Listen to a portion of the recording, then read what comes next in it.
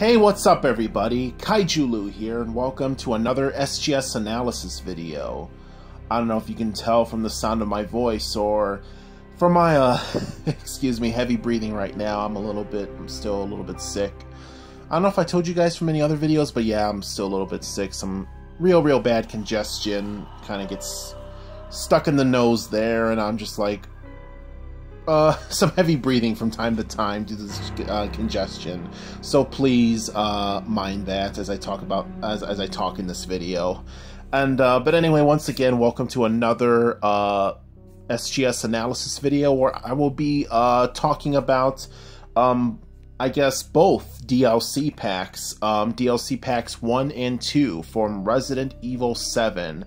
As you guys know, earlier this week, and also, I guess, happy belated Valentine's Day. DLC pack number 2 came out for Resident Evil 7, which featured 2 new banned footages and 1 new minigame, which was 21 Daughters and Jack's 55th birthday minigame, as well as way back or so, a couple of weeks back in DLC 1, we had 2 banned videos, as well as the first minigame, which featured Nightmare, Bedroom, and the Ethan Must Die minigame. And so I just played the second DLC pack just recently. I had to hold off on it a little bit from playing it. Well, I did get the season pass, which came with all the DLC immediately the day it comes out, but school and life and everything, so pardon me if this came out a little bit late, this analysis video as well. But anyway, I've played through all this right now, and I'm just gonna give my little opinion or my little analysis of it and stuff like that. So far, these have been really good. Some of them have really good mini games. They have shed some light on some things, especially with the Daughters DLC pack. And but a lot of these DLC packs do feature Clancy Javis, the Gators news cameraman from the beginning of the game that wasn't featured in the demo, and who eventually, spoilers, was burned alive by Lucas in the game when you find the video footage of it. A lot of it features him, and but yeah, let me just go through these in order. So pretty much Nightmare, you're playing as Clancy. You get thrown into the basement by Jack, and you pretty much have to survive from, I guess, midnight till dawn, which I guess is around 5 a.m. or 6 a.m. I don't remember. That one I only played once, to be honest with you, and that one, it's pretty much kind of like a combination between Call of Duty Zombies and Five Nights at Freddy's. That's how I'm gonna have to give my best description on what I think of Nightmare, because, you know, of course, survive the night in a room from midnight to around 5-6 a.m.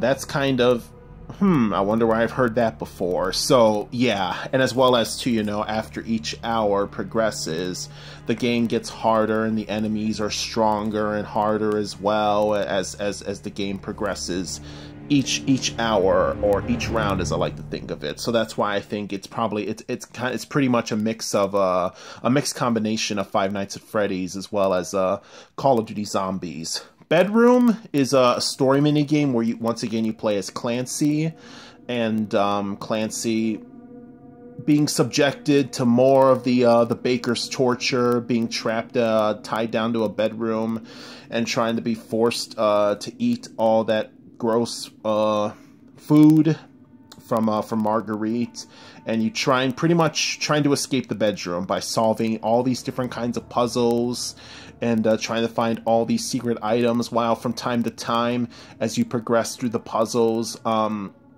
after each one is solved, Marguerite comes back to the bedroom, and you have to, like, run back to the bed and act like you're not doing nothing. But the kicker to this one is that makes it a bit more challenging, is that you have like a time limit before Marguerite comes back, and you have to put everything back the way it is exactly. Whether you're moving paintings or or taking out items or opening drawers, you have to put everything back as is, or else Marguerite will catch it and it's pretty much game over. So that's the tricky part of it. But once again, you know, pretty much get the hang of it as long as you remember how everything is placed, as well as, you know, all the drawers and stuff. And so a little fun one right there, and all taking place in a bedroom. And as well as the minigame Ethan Must Die. Pretty much you play as Ethan, main protagonist of the game, and it's pretty much a new minigame where you fight monsters in the house, and you fight Jack several times as well. And this is a super hard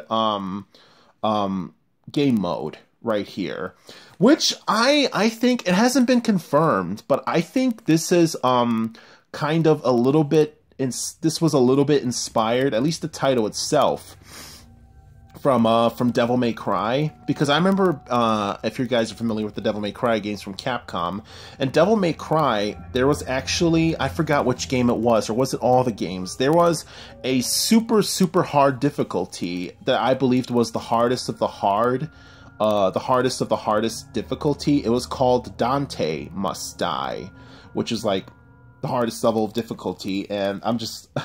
And then I'm seeing the parallels here. Then again, it's the same company, you know, Ethan Must Die, Dante Must Die. So yeah, that's why I think it's kind of loosely inspired from this name. So yeah, I thought it's pretty cool. But yeah, if you think Madhouse mode is tough, which it is, I'm not gonna lie, I'm still trying to beat the game in Madhouse mode. I'm about halfway there. I've been doing good so far with it.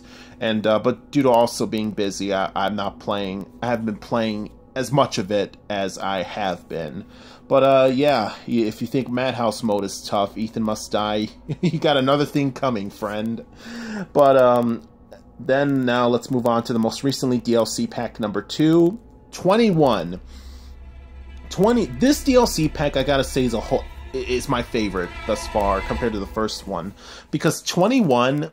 Once again, you play as Clancy. Once again, poor guy being tortured by the Bakers, this time by the son Lucas. I guess before he burned him alive, he played him in the sadistic game of 21. Those of you guys out there who are familiar with the game 21. Or Blackjack, my bad. Oh god, the congestion. Forgive me. Yeah, guys, you're familiar with the game Blackjack, and pretty much card game, making it up to 21 and stuff like that. You can't go over. But yeah, Blackjack, you're playing against this other guy, I guess, who is a victim and also a captive, who's been held captive by the Bakers. You two have to play against each other in a game of Blackjack. And whoever loses each round, they are subjected to some kind of brutal torture, whether losing fingers or getting electrocuted or literally getting their face completely decimated by a saw. So yeah, but it's pretty fun at, you know, playing a game of Blackjack like that. It gets pretty challenging from time, even though I think the cards come out very randomly. It's pretty challenging nonetheless. It's one of those things where it can like really drag out, or you can end it really quickly. It can really go either way depending on the chance. It's literally a game of chance. So yeah, unless you know how to count cards. And Daughters, I'm gonna have to say is my favorite. Is my favorite banned footage thus far from all this DLC, because it literally is a prologue to Resident Evil 7, where it shows how it all began. It takes place the 3 years back before the events of the game, showing how the Baker family, particularly Jack, found Mia and Evelyn from the wrecked ship, and it takes place during a big storm, and it is the night where the Baker family gets infected from Evelyn, and it shows how it happens, and you play Zoe throughout this whole thing, which makes it even more interesting. But yeah, this one, it was really sad. It was really sad to watch and stuff because of how you see it all happen, and the music is really good. It gets really sad throughout the game, where Marguerite gets infected first, and Jack is holding her back, giving enough time for Zoe to save herself and stuff. Then Jack gets infected, and he goes on to infect Lucas, who Lucas seemed like a much tamer version of himself as a normal person, but still an asshole either way. That guy's had problems since the beginning. But yeah, it pretty much goes with the story. And this thing has multiple endings. I'm not sure if it has more than 2 endings, because I've had 2 endings thus far, which was, I guess, the bad ending and the good ending. The bad ending meaning that if you escape to the garage, and I guess the not so much as a good ending, but they call it the true ending, where you, instead of escaping to the car right away, you go find Mia, who is being held in the trailer, the same trailer in the backyard where you save your game at, and then you run into Evelyn. Either way, and you get caught, and Mia is pretty much stuck there, infected as well. So, but yeah, either way, it's a really cool video, because you just see how, you briefly see how everything was before all this happens, and you really feel for the Bakers. That's what it gives you, this thing, this gameplay. You really feel for the Bakers, and you just see Jack, Marguerite, and Zoe. It's just this normal all-American family who love each other, and they seem like really nice people, and you just feel so bad for them and stuff. Like, you got Marguerite, who is this sweet lady, really sweet lady, probably really loving mother, and you got Jack, you know, this guy just, it's like you and me, loves football, loves, you know, he works at his local parish, so it's just really sad to see all this. And also, in contrast, now with Evelyn, because Evelyn is featured here as well, obviously. During the main story, when I first played this game, I had like a slight bit of sympathy towards Evelyn. I had a slight bit of sympathy because I really felt bad for her, because all she wanted was a family, which was what she kept stressing about throughout the whole game. But through here, after this one, and how she is, all my sympathy for her was completely lost, and I just want to play the game again. I'm like, yeah, I really want to get that bitch again. As Ethan, you know, it just makes you really feel really bad. But either way, good nonetheless. Finally, Jack's 55th birthday, the second mini game where you play as Mia, and the title says it all. It is apparently Jack's birthday, and the goal of the game is that you have to feed him. You have to go around the house, different areas of the house, and there's food all over the place, random kind of food, and you have to grab the food, go back to meet Jack, and you pretty much have to feed him, and Jack keeps eating and keeps eating until his meter goes all the way up, and you have to keep repeating it, while at the same time fighting a bunch of mold monsters along the way that stand between you and the food and Jack. This one is silly. It's a lot more sillier compared to the Nightmare one, because it's very whimsical. It has a lot of cartoony type sound effects.